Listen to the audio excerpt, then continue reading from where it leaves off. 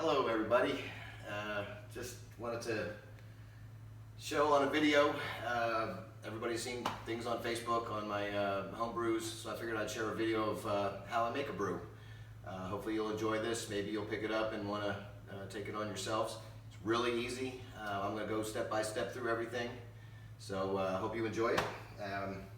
This particular brew we're going to be making today is called Goat Scrotum Ale, and it's out of the Charlie Papazian book for your home brewing there, Joy of Home Brewing, that my wife bought me about a year and a half a couple Christmases ago, and I've been brewing now for a year and 6 months, probably done about 70 brews. But this is a really good one. It's a very dark type of a stout, and we're going to actually add a raspberry puree in the secondary, which I'll make a video on that later. I intend to show every process at some point that everybody will be able to see how it works from here to when I pop it open in the bottle. So, first thing you do always, according to the book, you have to relax and enjoy a home brew. And this happens to be a stout. This is my coffee stout. We nicknamed it Covfefe.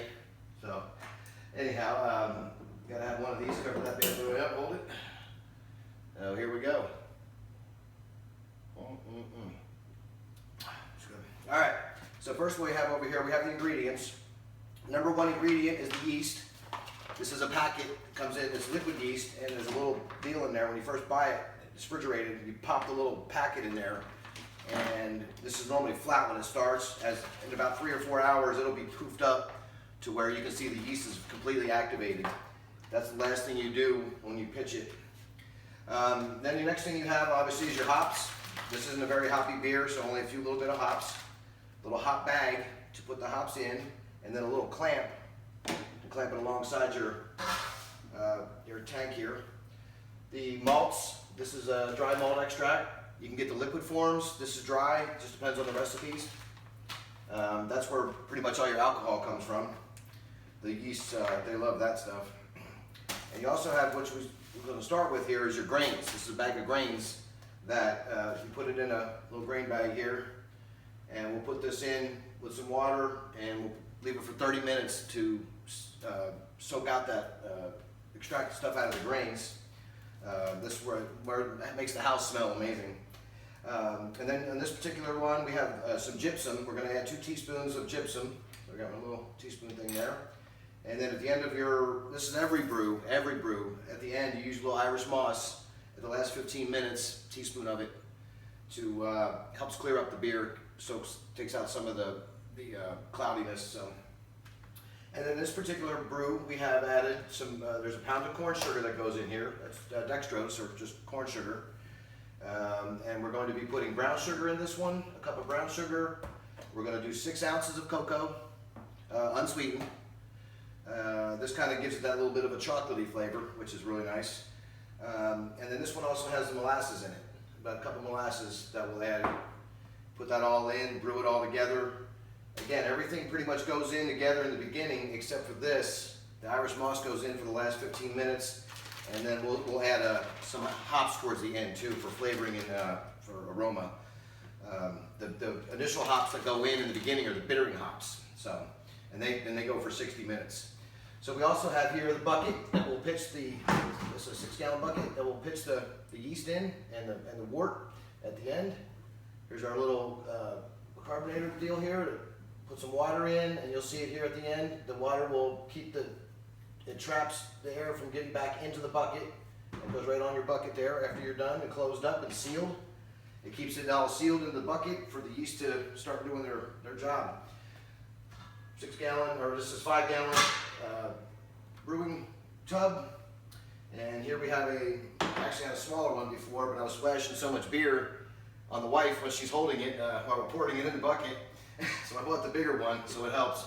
And then you got your little screen that goes in here, so at the end when you're pouring your wort out of the pan into the bucket, the splash comes in here, and this collects up all the stuff. So it helps clear up the beer a little bit. You don't get all your leftover sediment in there. And then I have a 1-gallon jug for water, which you add to the bucket because you're only going to make about 2.5 to 3 gallons of wort. So you're going to need to add some cold water at the end. I got my gallon jug here. I have another similar gallon jug with the lid on it. This stuff here is, I use a little 2 power cleanse. This is my cleanser or sanitizer. Make up gallons at a time, and then I'll sanitize all this to keep everything. You want to keep away all the microbes and anything that can possibly contaminate it.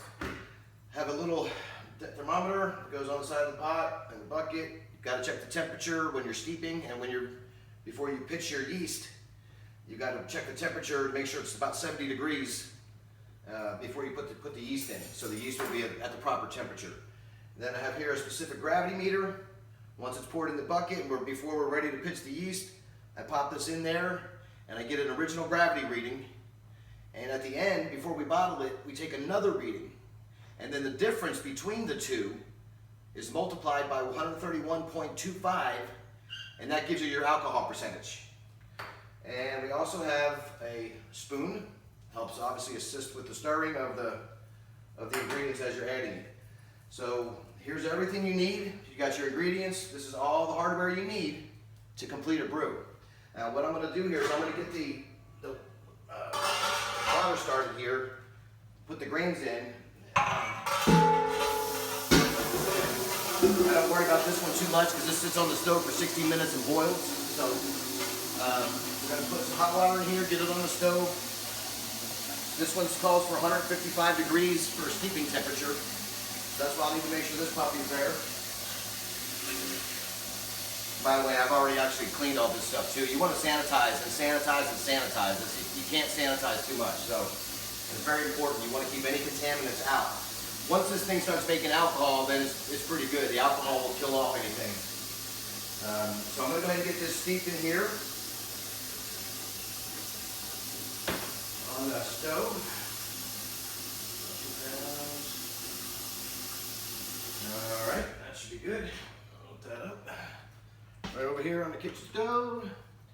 I always clean up after myself too, so I never wreck the wife's kitchen. You know, it's very important. You always got to clean up.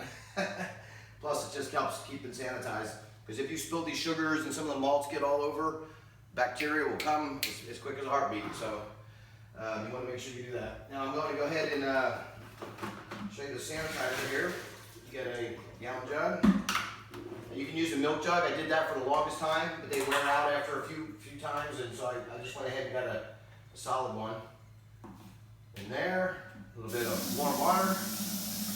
Get a gallon of that, and we're gonna let this come to temperature, and then we'll start the steeping process at that time. So we'll be back here in a few minutes.